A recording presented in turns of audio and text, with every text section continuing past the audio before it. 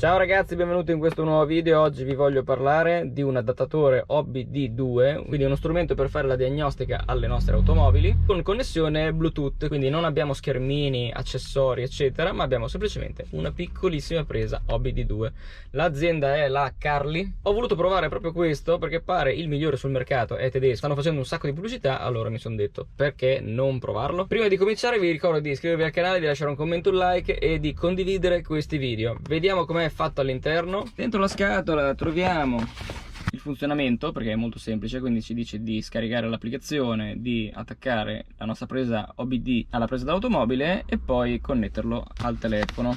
Questa è la presa OBD2, molto carina, ben fatta, minimale, semplice, con due lucine. La presa OBD2 bisogna cercarla e di solito l'andate a cercare sotto il volante, in questa zona. Se non la trovate sotto direttamente, disponibile subito, potete trovare dietro qualche cassettino. Ad esempio in questo caso bisogna semplicemente tirare via questo, praticamente si strappa e avremo accesso al vano dei fusibili.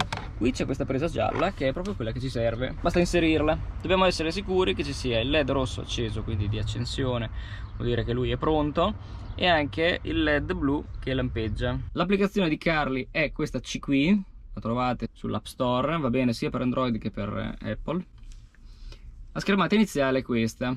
Possiamo andare a scegliere il nostro mezzo, New Car, e ci sono tutte queste marche di automobili e furgoni eccetera. In questo caso qui la connessione, anche se io ho preso Opel Movano e gli ho dato il giusto anno eccetera eccetera, alcune funzioni per le auto un po' più vecchie non sono supportate, tipo Health, Live Data, queste cose qui le fa ma non le fa in maniera proprio completa, quindi in questo caso si bypassa questa zona qui e per la connessione bisogna fare Features, OBD Functions, continuiamo con le OBD Functions e ci porta qui OBD Diagnostics, OBD Live Data e Emission Check.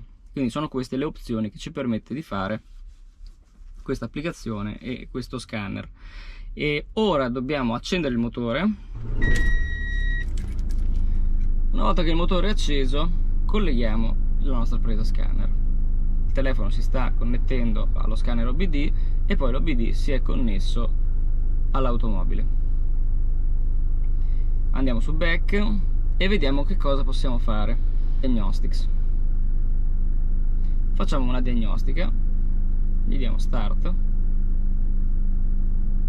Qui ci dice che non ha trovato errori o codici di errore, altrimenti ci darebbe i codici di errori con le relative soluzioni e descrizioni complete.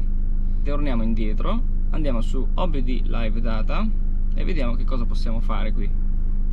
Ok, qui ci dà una serie di parametri, noi possiamo cambiare tutti questi parametri con questi che abbiamo qui disponibili.